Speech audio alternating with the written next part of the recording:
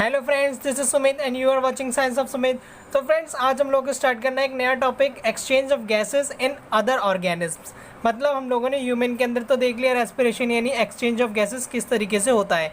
अब हम लोगों को कुछ दूसरे ऑर्गेनिज्म है जैसे अमीबा हो गया, अर्थवर्म हो गए, फिश हो गए, इन सब के अंदर भी थोड़ा सा समझना है कि एक्सचेंज ऑफ गैसेस मतलब जो रेस्पिरेशन है वो कैसे होता है, किस मैकेनिज्म के थ्रू होता है, उसको हम लोगों को आज समझना है। तो सबसे पहले हम लोग स्टार्ट करते हैं अमीबा से। पहला हमारे पास है अमीबा। अमीबा के अंदर हम लोगों को देखना है रेस्पिरेशन कैसे होता है। तो रेस्पिरेशन इन अमीबा हमारे पास टॉपिक हो गया। अमीबा के अंदर देखेंगे, देखो दो तरह के ऑर्गेनिज्म होते हैं, एक होता है टेरेस्ट्रियल ऑर्गेनिज्म, एक होता है एक्वेटिक ऑर्गेनिज्म। टेरेस्ट्रियल ऑर्गेनिज्म ऐसे ऑर्गेनिज्म होते हैं जो लैंड पर रहते हैं, मतलब जैसे कि ज़मीन पर, धरती पर रहते हैं। और दूसरे ऑर्गेनिज्म जो एक्वेटिक होते हैं वो पानी के अंदर रहते हैं। तो पानी के अंदर जो ऑर्गेनिज्म रहते हैं जिन्हें एक्वेटिक ऑर्गेनिज्म कहते हैं, उनके अंदर रेस्पिरेशन जो तरीका है, जो मैकेनिज्म है वो थोड़ा डिफरेंट होता है, ऑर्गन्स भी अलग हो गए हैं। और जो टेरेस्ट्रियल ऑर्गेनिज्म होते हैं उनके अंदर मैकेनिज्म और ऑर्गन्स भी अलग होते हैं जो रेस्पिरेशन यानी एक्सचेंज ऑफ गैसेस के लिए। तो अमीबा की बात करते हैं। अमीबा देखो वाटर में प्रेजेंट होता है, वाटर में मौजूद होता है, वाटर में मिलता है। अमीबा की खास बात क्या है, ये एक सिंगल सेल्ड ऑर्गेनिज्म है, हम लोग जानते हैं। कैसा ऑर्गेनिज्म है? ये एक सिंगल सेल्ड ऑर्गेनिज्म है, यह हम लोग लिख सकते हैं यूनिसेलुलर। ये एक यूनिसेलुलर ऑर्गेनिज्म होता है। अब ये यूनिसेलुलर ऑर्गेनिज्म है, मतलब इसके पास सिर्फ एक ही सेल है, ये एक पूरी सेल ही इसकी पूरी बॉडी है, ठीक है, एक सिंगल सेल ही इसकी पूरी बॉडी है। अब हम लोग को इसमें ये समझना है ये रेस्पिरेशन करेगा कैसे। देखो सिंगल सेल है तो इसका रेस्पिरेशन भी बहुत ज़्यादा ईजी होगा। अब हम लोग एक अमीबा ड्रॉ करके देख लेते हैं। मान लेते हैं हमारे पास ये एक अमीबा है। देखो अमीबा का स्ट्रक्चर कोई सा भी टेढ़ा मेढ़ा एक स्ट्रक्चर बना दो, वो अमीबा ही होता है। मान लेते हैं अमीबा है, इसके पास ये इसका न्यूक्लियस हो गया, ठीक है, एक सिंगल सेल है उसके पास उसका न्यूक्लियस हो गया, ठीक है, ये मान लेते हैं न्यूक्लियस है। अब इसको ऑक्सीजन की ज़रूरत होती है। हम लोगों ने बोला कि ये वाटर में प्रेजेंट होता है, तो हम लोग इधर लिख देते हैं present in water, present in water, ये वाटर में प्रेजेंट होता है। अगर ये वाटर में प्रेजेंट है, मान लेते हैं इसके चारों ओर मैं पानी बना देता हूँ, ये वाटर हो गया।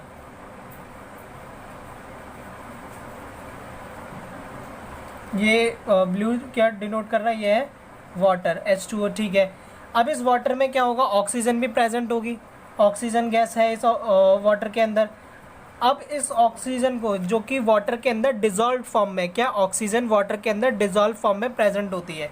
अब ये जो ऑक्सीजन होती है ये इस अमीबा की सेल मेम्ब्रेन के थ्रू, ये जो ऑक्सीजन है ये जो ग्रीन लाइन है ये अमीबा की सेल मेम्ब्रेन है, ठीक है, प्लाज्मा मेम्ब्रेन जिसे सेल की कहते हैं। ये ऑक्सीजन इस अमीबा की सेल मेम्ब्रेन से डिफ्यूज़ होगी अमीबा के अंदर।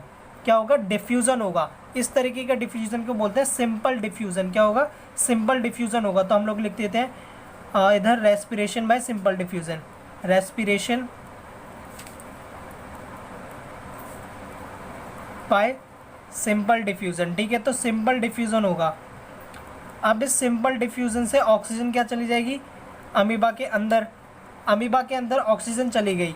अब इस ऑक्सीजन के अंदर जाने के बाद जो भी फूड पार्टिकल, ये फूड पार्टिकल इनटेक कैसे करता है हम लोगों ने न्यूट्रिशन इन अमीबा में देखा था। अब उसी फूड के साथ ये ऑक्सीजन मिलेगा और रेस्पिरेशन करना स्टार्ट कर देगा, सेलुलर रेस्पिरेशन स्टार्ट कर देगा और एनर्जी का भी प्रोडक्शन करेगा। अब देखो कार्बन डाइऑक्साइड भी प्रोड्यूस होगी। जो कार्बन डाइऑक्साइड इसके अंदर फॉर्म हुई है, प्रोड्यूस हुई है, ये कार्बन डाइऑक्साइड इस सेल मेम्ब्रेन के थ्रू ही सिंपल डिफ्यूजन की मदद से इस वाटर में दोबारा वापस चली जाएगी और डिजॉल्व हो जाएगी वाटर में। तो क्या हो रहा है, ऑक्सीजन का इंटेक हुआ, कार्बन डाइऑक्साइड का रिमूवल हो गया, ठीक है, किसके थ्रू, प्लाज्मा मेम्ब्रेन के थ्रू।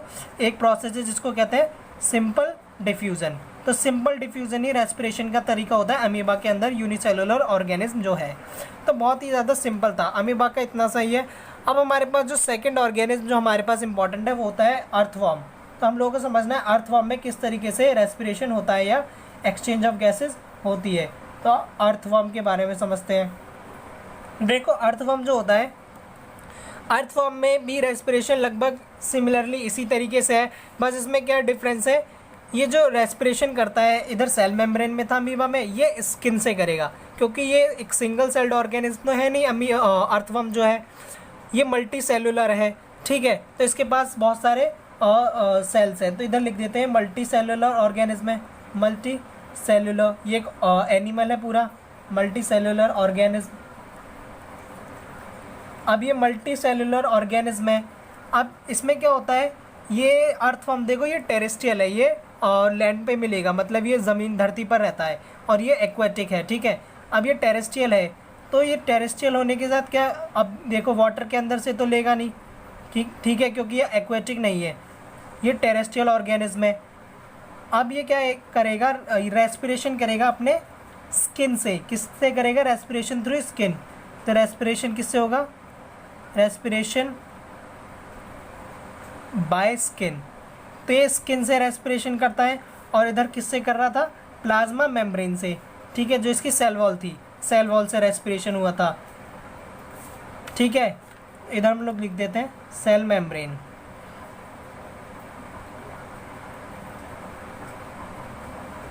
तो ये सेल मेम्ब्रेन से, शॉर्ट में लिख दिया सेल मेम्ब्रेन, सेल मेम्ब्रेन से ये रेस्पिरेशन होता है, इधर स्किन से हो रहा है, ठीक है। अब हमारे पास एक अर्थवर्म है, स्किन से ऑक्सीजन अंदर गई, ठीक है, सेलुलर रेस्पिरेशन होगा उसके अंदर। सेलुलर रेस्पिरेशन में कार्बन डाइऑक्साइड का प्रोडक्शन भी होगा, फिर वही कार्बन डाइऑक्साइड बाहर में निकलेगी।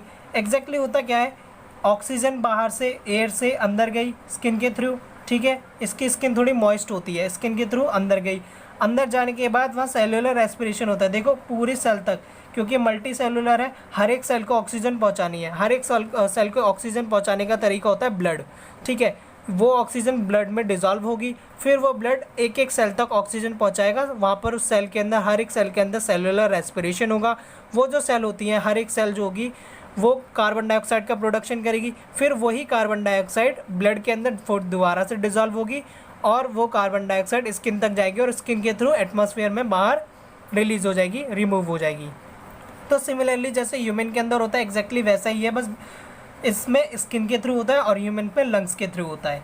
तो ये हमारे पास दो इंपॉर्टेंट टॉपिक जो हम लोगों ने अर्थवर्म और अमीबा के अंदर रेस्पिरेशन देख लिया।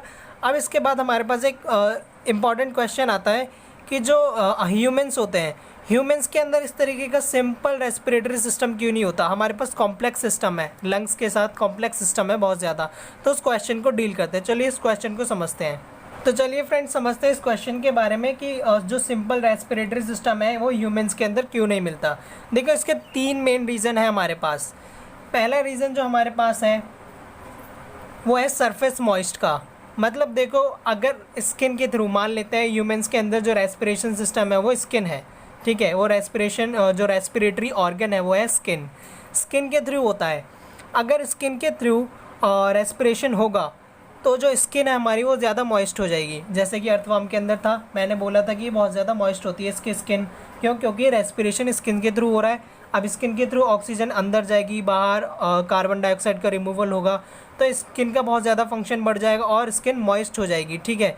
अब स्किन मॉइस्ट हो जाएगी ह्यूमन के अंदर, जो कि एक ठीक नहीं है स्किन का मॉइस्ट होना ह्यूमन बॉडी के अंदर, ठीक है। तो पहला क्वेश्चन ये पहला रीज़न हमारे पास यही हो गया कि सरफेस मॉइस्ट हो जाती है।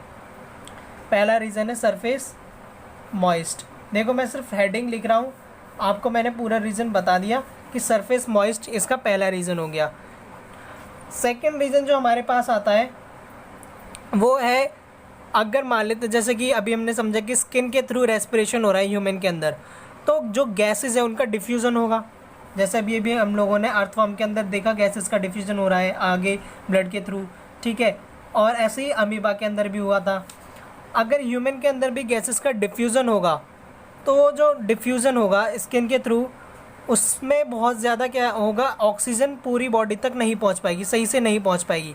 देखो स्किन जो है वो पूरी और हमारी ह्यूमन बॉडी पर है, लेकिन जहाँ जहाँ पर म्यूकस मेम्ब्रेन प्रेजेंट है, जैसे हमारे टंग पे तो कोई स्किन नहीं है, वहाँ म्यूकस प्रेजेंट है। माउथ हो गया, लिप्स हो गए हमारे, और भी हमारे ओपनिंग्स होती है जहाँ पर और स्किन प्रेजेंट नहीं होती, वहाँ पर म्यूकस मेम्ब्रेन प्रेजेंट होती है। तो उस ऑर्गन का क्या होगा, उस पार्ट का क्या होगा, वहाँ पर एनर्जी का प्रोडक्शन कैसे होगा।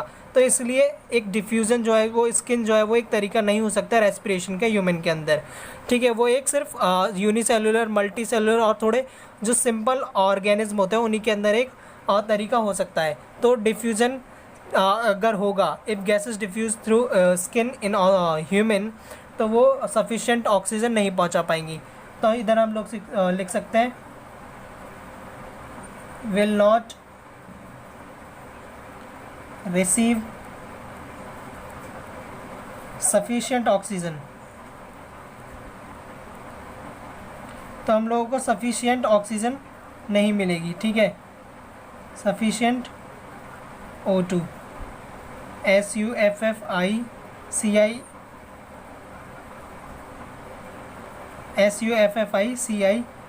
ठीक है। तो सफिशिएंट ऑक्सीजन नहीं मिलेगी। अगर सफिशिएंट ऑक्सीजन नहीं मिलेगी तो फिर बॉडी में एनर्जी का प्रोडक्शन कैसे होगा? तो दो रीज़न हो गए।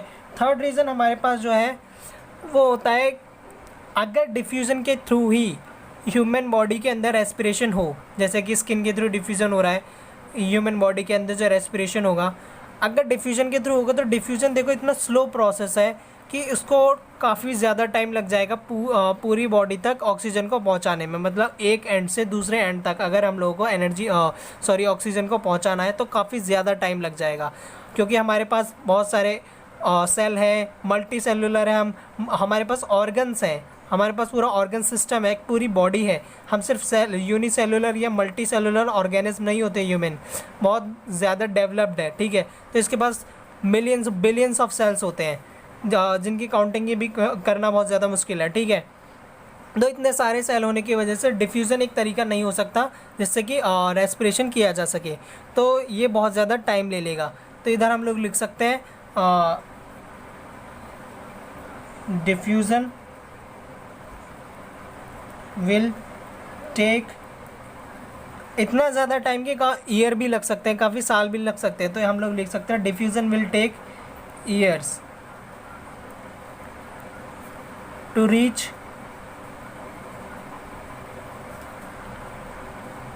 ऑक्सीजन। ऑक्सीजन को पहुंचाने के लिए ईयर्स भी मतलब सालों भी ले सकते हैं, बहुत ज़्यादा साल लग सकते हैं, ठीक है।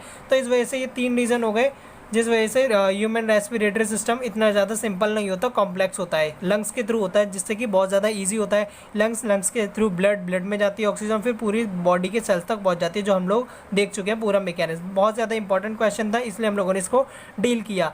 अब ये मैंने पॉइंट्स लिखे, हेडिंग्स लिखी है, जिसको मैंने एक्सप्लेन कर दिया। अगर आपको क्वेश्चन ऐसा मिलता है तो आपको इसी तरीके से एक्सप्लेन करके पूरा लिखना पड़ेगा। तो ये हमारे पास ये क्वेश्चन हो गया। तो फ्रेंड्स अब बात करते हैं फ़िश के अंदर रेस्पिरेशन किस तरीके से होता है। देखो फ़िश जो होती है हम लोग जानते हैं एक एक्वेटिक एनिमल है, एक एक्वेटिक ऑर्गेनिज्म है, वाटर में रहती है, ठीक है। मान लेते हैं हमारे पास एक फ़िश है, इस तरीके से कोई फ़िश है हमारे पास,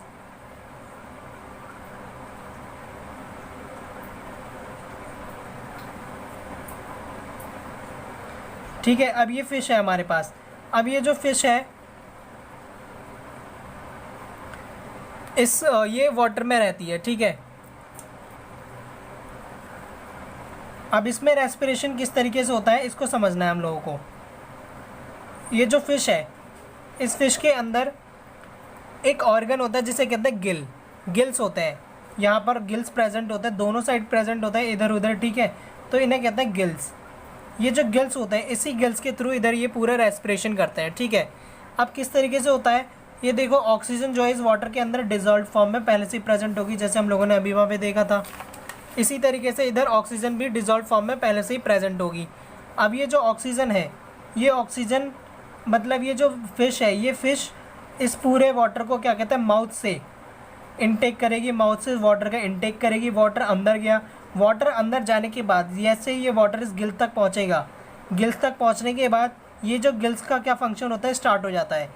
ये गिल्स जो होते हैं वाटर के अंदर जो ऑक्सीजन डिजॉल्व फॉर्म में उस ऑक्सीजन को एक्सट्रैक्ट कर लेगी, क्या कर लेंगे एक्सट्रैक्ट कर लेंगे, और वाटर को फिर दोबारा बाहर कर देंगे। मतलब गिल्स के थ्रू वाटर तो बाहर चला जाएगा, जो गिल्स स्लिट्स होती हैं उनके थ्रू वाटर तो दोबारा बाहर चला जाएगा, लेकिन जो ऑक्सीजन है उसको एक्सट्रैक्ट कर लिया, बाहर निकाल लिया, ठीक है। अब उस ऑक्सीजन को पहुँचा देंगे ब्लड में, ब्लड में पहुँचाने के बाद ब्लड में डिजॉल्व कर दिया ऑक्सीजन को।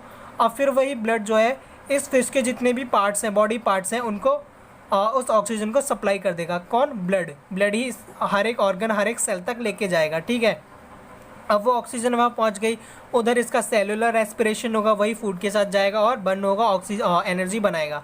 सेलुलर रेस्पिरेशन होगा, फिर वही सेलुलर रेस्पिरेशन से कार्बन डाइऑक्साइड का प्रोडक्शन भी होता है, और वही कार्बन डाइऑक्साइड फिर ब्लड में फिर डिज़ोल्व होगी, ब्लड में डिज़ोल्व होगी कार्बन डाइऑक्साइड, और कार्बन डाइऑक्साइड ब्लड में डिजॉल्व होने के बाद फिर दोबारा से इस गिल के पास आएगा ब्लड।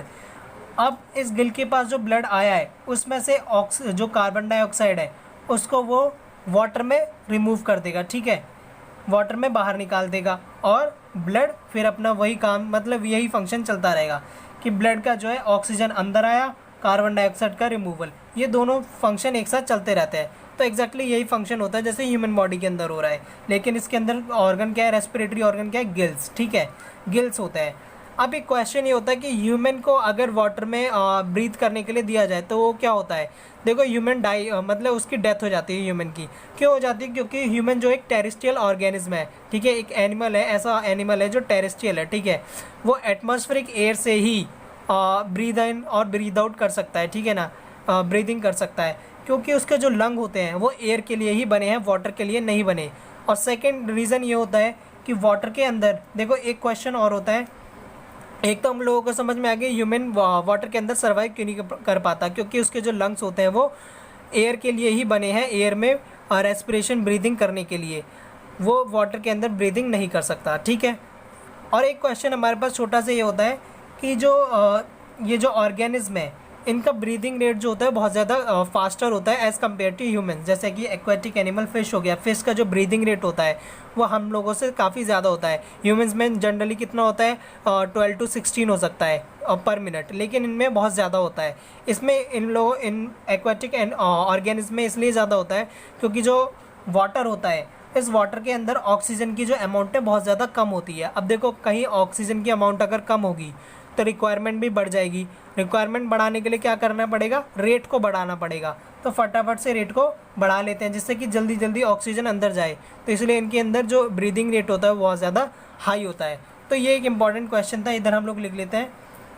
ब्रीदिंग रेट हाई क्यों होता है? Breathing rate in aquatic animals is high. क्यों हाई होता है? बिकॉज डिजॉल्व्ड ऑक्सीजन कंसंट्रेशन, मैं शॉर्ट में इधर लिखता हूँ कंसंट्रेशन के लिए square brackets, dissolved oxygen concentration is very low, बहुत ज़्यादा कम होती है, इस वजह से इनका ब्रीदिंग रेट कम ज़्यादा होता है एज़ कम्पेयर टू ह्यूमंस, ठीक है। तो फ्रेंड्स ये था हमारा पास आज का टॉपिक जिसके अंदर हम लोगों ने समझा exchange of gases in other organism. I hope आपको ये वीडियो पसंद आया होगा, तो प्लीज़ चैनल को सब्सक्राइब कीजिए, वीडियो पर लाइक कीजिए और कमेंट कीजिए कोई भी क्वेरी। Thank you.